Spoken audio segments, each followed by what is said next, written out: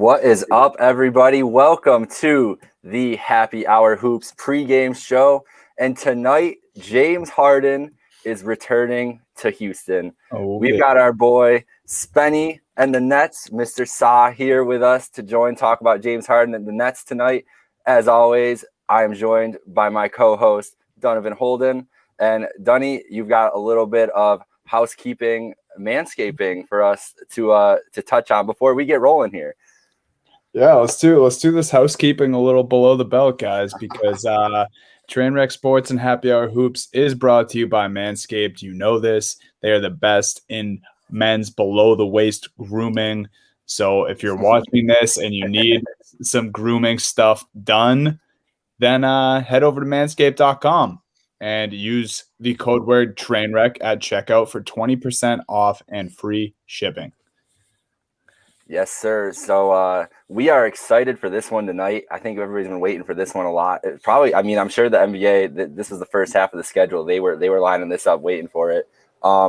Wish Houston was a little better for this matchup, but I think it's still going to be a great game. We're gonna start off here just talking about James Harden.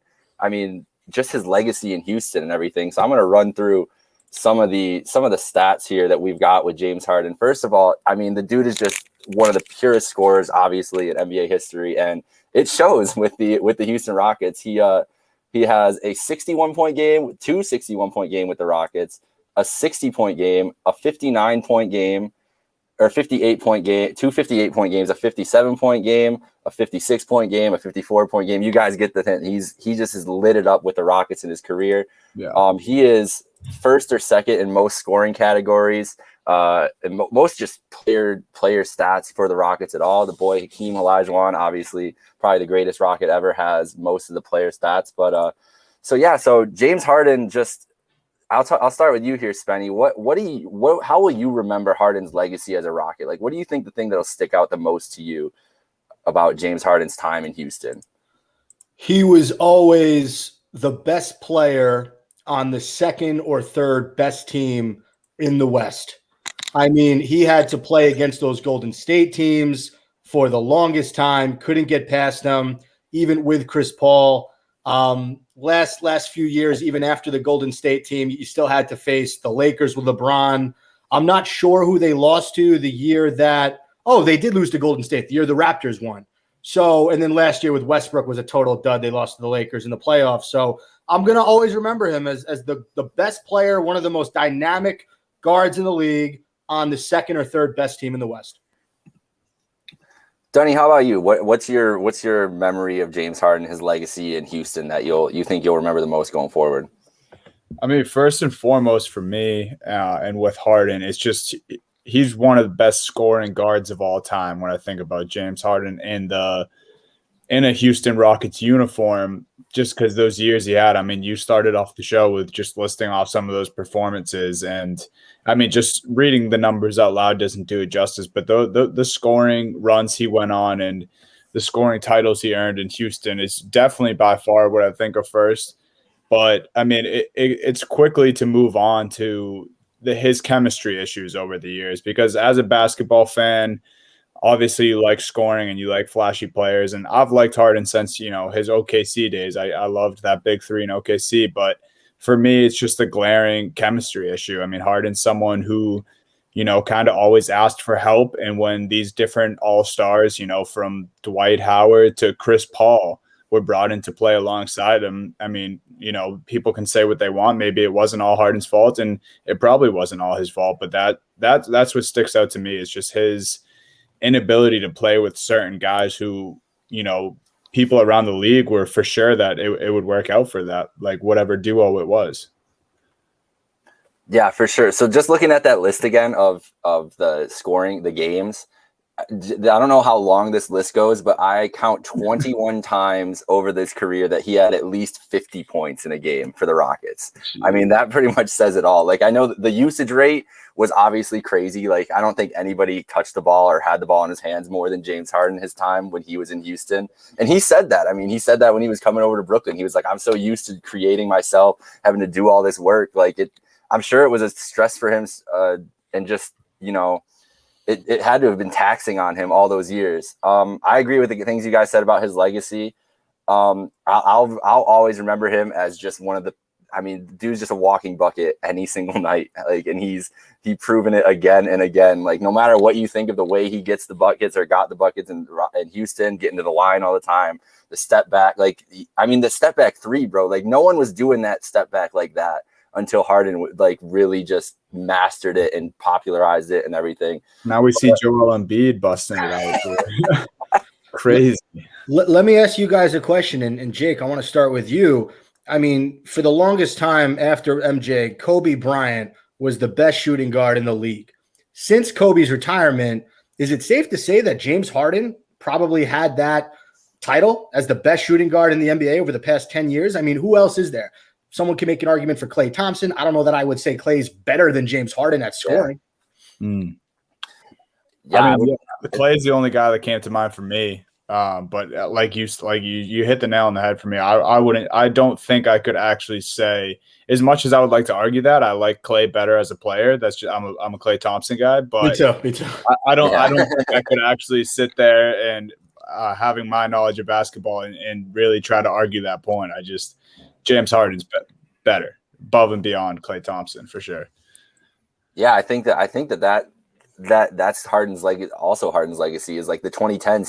He's the most prolific scoring guard by far. Like, there's really nobody else at the shooting guard position. Like, the first name that I thought of was the same as you guys, Klay, but it's really not. It's not the same category as the way that just the production and the usage that Harden got all the time. Klay was never asked to do as much as Harden. That's the other thing, right? He was never asked to carry the Warriors on his back like Harden did with the Rockets. So it's hard to make that comparison. Yeah, for sure. Booker, I'd say Devin Booker's the up and comer in that conversation, but or again, Mitchell.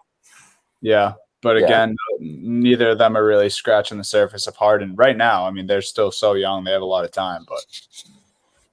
Yeah. The biggest thing I'm gonna remember is just the playoff runs that could have been, man. Like I'll never forget 29 threes in a row in Game 7 because I was hoping and praying as a Cavs fan that I was gonna see the Rockets in the finals because I knew the Warriors were just gonna run through whoever it was there, and just they had that game there, bro, and it just didn't happen for them. Like, and the sad part is I was trying to think earlier of like Harden like shots and plays I remember, and the biggest Harden play that I remember that always pops in my head is the Manu Ginobili block on Harden, and that's like the epitome of in those big games that so far in his career in those big games, like those are the kind of things that have happened, you know, missing all the threes, or when Durant got hurt next year and they still couldn't close out the Warriors, even though they were, I mean, arguably I thought they were the better team that year too, and like it's just all those kind of runs. So now we'll shift to him in Brooklyn because he's obviously in Brooklyn for a reason to kind of get that taste out of our mouth and kind of change his legacy and, you know, start winning some titles here. So right now, Spenny, how do you think winning a title with the Nets or just even getting in contention with the Nets would change Harden's legacy? So for starters, it's not going to change his legacy unless he wins. I don't think that him getting to a title and then losing to the Lakers or the Clippers or the Jazz, whoever comes out of the West, I don't think that's going to do anything for his legacy. Because, okay, you got to the championship with KD and Kyrie. He has to win the championship.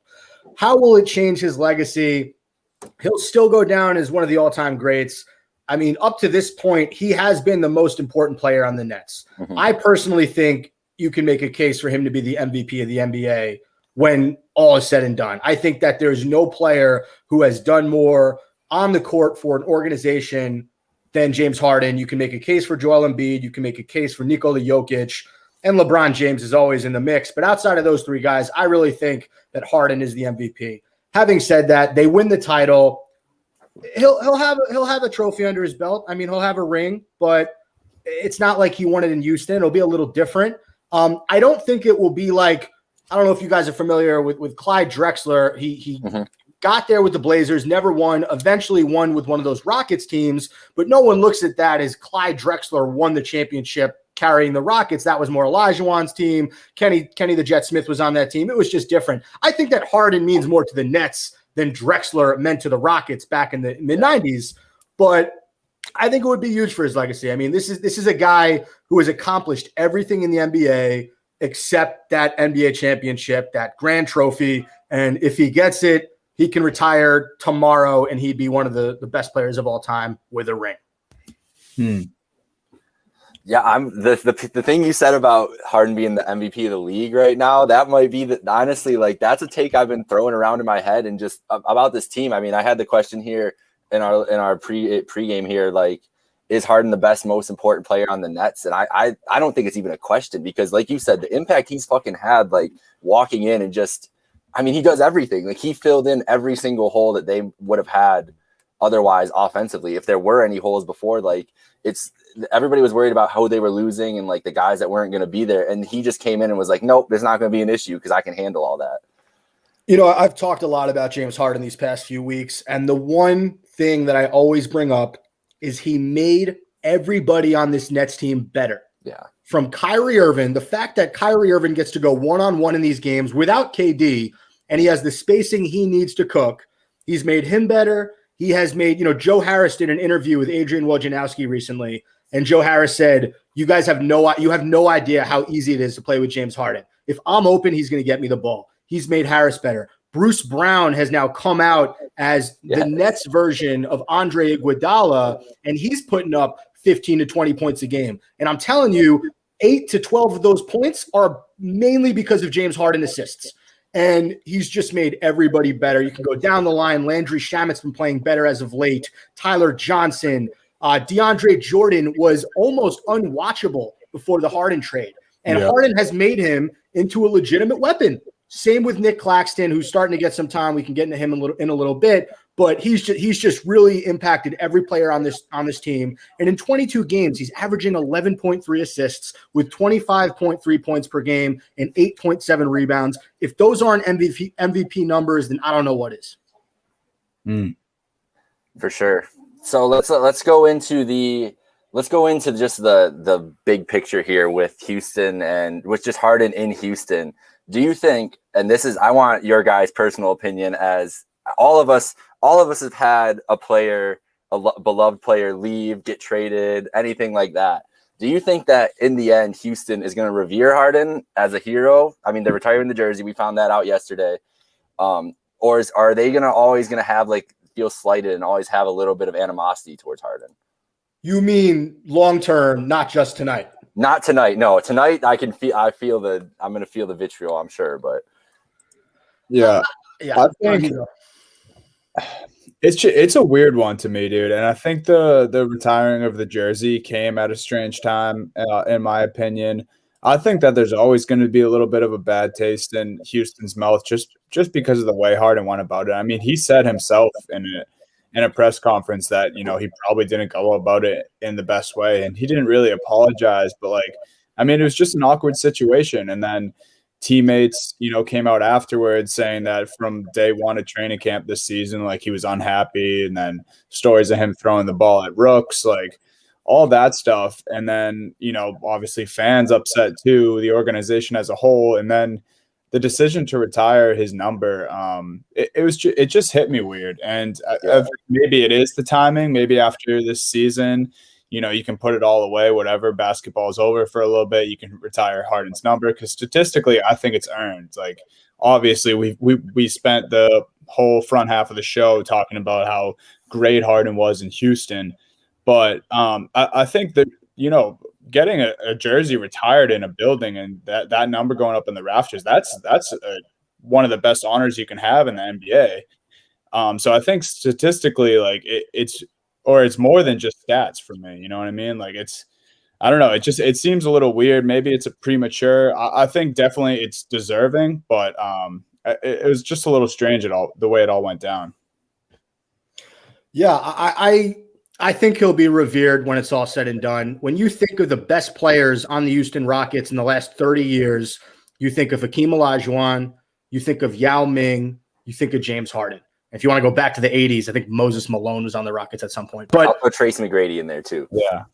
Yeah, but those weren't prime. Not prime McGrady, but I'll throw him in there because I like my point being, when a guy is recognized as one of the all-time greats in a franchise, it's hard to hate him. I mean, the Nets had Jason Kidd forever, and I loved Kidd. But at one point in the 2006-2007 season, Kidd said, "I can't do this anymore. I'm not going to re-sign with you guys. I'm going to play elsewhere. That didn't get the same media attention that Harden got. Kid went about it probably differently behind the scenes, but a lot of star players do what Harden did. They're just not as public about it. So I think he'll be revered when it's all said and done. He gave Houston the best years of his career. He made them a contender when they were one of the worst teams in the West before he got there. So, yeah, I think overall he'll be looked upon with a lot of reverence.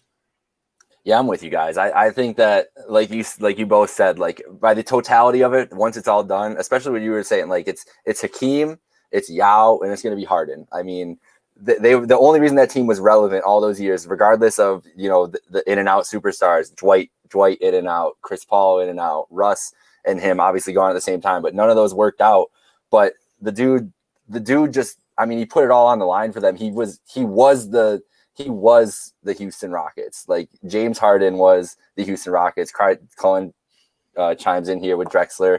Yeah, Drexler was an all-time great too. But like you said, coming over from Portland, getting the dub, it was Hakeem's team then. It was Hakeem, and I think that in the long run, James Harden's got a lot of hate, man. The last couple of years, especially like the defense, the way that they played, like the threes, everything, people hated on it, but it was just effective, man. And it might have not been the most fun to watch every night, but when he was going off, it was pretty damn fun to watch and get through. So yeah, I think the dude's a legend in the sport.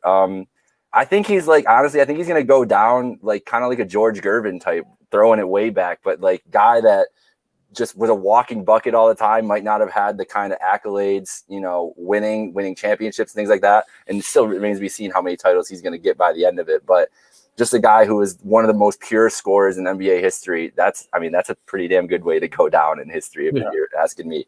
All right. So before we wrap up here, let's get to the thing that everybody cares about the most, the picks.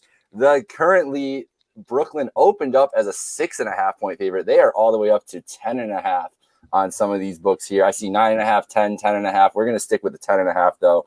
And the total on this game, if my computer will load, it is not. So let's just go with the picks for right now. We'll start with you, Dunny. Brooklyn, 10.5 point favorites. Are you going to give them? Are you going to take all those points? Or are you thinking the Rockets can kind of sneak a backdoor cover here? A game with this much emotion in it and that big of a spread, I would tend to stay away from. But if I do have to pick one, I think I would honestly pick Houston tonight. I don't ever like taking, double-digit spreads, especially, we've seen Kyrie and Harden do just fine without Kevin Durant, and this Brooklyn Nets team is pretty freaking hot. And Spenny, you can attest to that. But if I did have to pick one, I would normally stay away, but I would go Houston here just because of the size of the spread.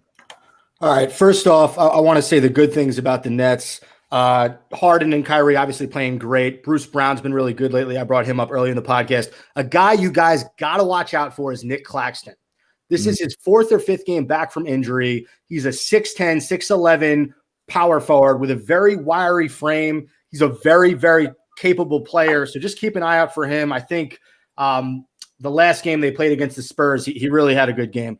Now the bad. The Nets tend to play down to their competition this year. They have losses against the Pistons, 2 losses against the Wizards. They lost to the Hornets, who actually are the 8th seed right now in the East, but they've lost to a lot of piss-poor teams. So I don't think I think they're going to win this game. I don't think they're going to blow them out. I think, like Donnie said, it's an emotional game. I think Harden's going to go off. I could see him having like a 35, 40-point triple-double, something crazy like that. But I think it's going to be a Nets win by 4 to 7 points. Yeah, so just quick here before we go, Spenny, I wanted to ask you, touch on the Nets here. Going into the All-Star break, are you happy with what you've seen so far? Like, do you feel like this team is in the spot right now that they need to be going forward as a serious contender in the East, or do you want to see more from any part of the team coming up in the second half? I still think they're a move away. I still think Sean Marks needs to get one more big man to kind of round out this rotation. There's a lot of rumors that they might trade Spencer Dinwiddie. Having said that, I am very impressed with how they turned around their season after that Detroit Pistons game. That was the worst game of the season. Everyone was terrible. And right after that, they won an 8-game win streak. Steve Nash has been phenomenal. He just won Coach of the Month. Harden won Player of the Month. I have been thoroughly impressed with the Nets. I still think they're a move away. Sounds good. Yeah, I mean, I'm pretty high on the Nets going into the second half. I don't think that I think the ceiling is just like nobody in the East can touch that ceiling if they get there. Like maybe Philly on a good night, but I don't think anybody, honestly. I think Philly peaked very early in the season. I think they're not going to be as good in the second half. I'm with that too. Celtics are waiting to peak just at the right time. Oh man, if we had 20 more minutes, the things I would say about the Boston Celtics. Something I do want to say real quick before we go. You mentioned Claxton. He actually I've been able to catch a little action of him. And two, just the way you described him, he kind of reminds me a bit of a Robert Williams in Boston.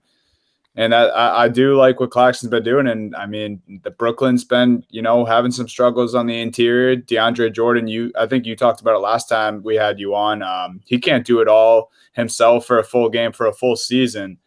So, a guy like Claxton would be huge for them if he can keep producing the way he is. Yeah, so I'm going with the Rockets as well to the cover for everything you guys said. Not for the win. I'm going with the Nets. Just like you said, Spenny, I know the Nets played down. I've watched enough Nets games to know that they're going to fuck around for the first half before they try to turn it on in this game. And same thing as you said, Dunny, like these games get emotional and sometimes these teams just play it close no matter what. My biggest memory was watching the Cavs get worked by LeBron when he came back in Miami. So that's the one that's always like, oh, maybe he'll just go off and just rip them apart. But I think this Rockets team's got some fight in it. I think John Wall especially is going to be coming out on a mission tonight, man. Like John Wall definitely is pissed off at James Harden. Like he's on his shit list. So I think we see a big John Wall game, but I think the Nets are going to be too much. I'm going Nets by 6. Like it. Do you guys think they boo tonight? They boo Harden or no? Yes, 100%. Okay. How many? Not the strippers though. The strippers are going to be real happy. I don't think they boo Harden. I think they cheer. I think it's going to be nothing but respect. Well, there's definitely going to be a video, right? So it'd be a little fucked up to boo during a video. I mean, I'm sure we've seen it, but yeah, I don't know. I'd say definitely more cheer than boos for me. They should. I mean, like the dude did everything he could, and look, it's the owner. Dude. Like if it wasn't Tillman there, I think Harden would still be there. I think that was the biggest issue with their split in the end of everything. But it's going to be interesting, man. It's always fun to watch these games. Always good to see these games. I wish it was a full packed house in Houston, but it's Texas, so it's gonna be wild regardless. Anyways, all right. So, Spenny, you got anything to plug here before we go? Just follow me on Twitter at Mr. Saw42 and at Fireside Nets. That's the Twitter account I run. I also host a podcast, Fireside Nets with Spen and Nick. Check us out. Yes, sir. And for me and Dunny, we will be coming at you. We will be recording an episode live tomorrow night, and that episode will be out on all our streaming platforms on Friday morning. So that'll do it here for the Happy Hour Hoops pregame show. Stick around here on the Trainwreck Sports channel at 7:30 for Two Goalies, One Mic. They have the 1997 Sabres rewatch with Derek Plant, with Matt Barnaby, Rob Ray. It's going to be a great time after that. But for us, we are out here. We're going to go enjoy Nets Rockets. Not as much as James Harden enjoyed the strippers in Houston, though. Cheers, guys. Thank you so much for having me on. Always a pleasure. Yes, sir. Thanks for joining. Later, guys.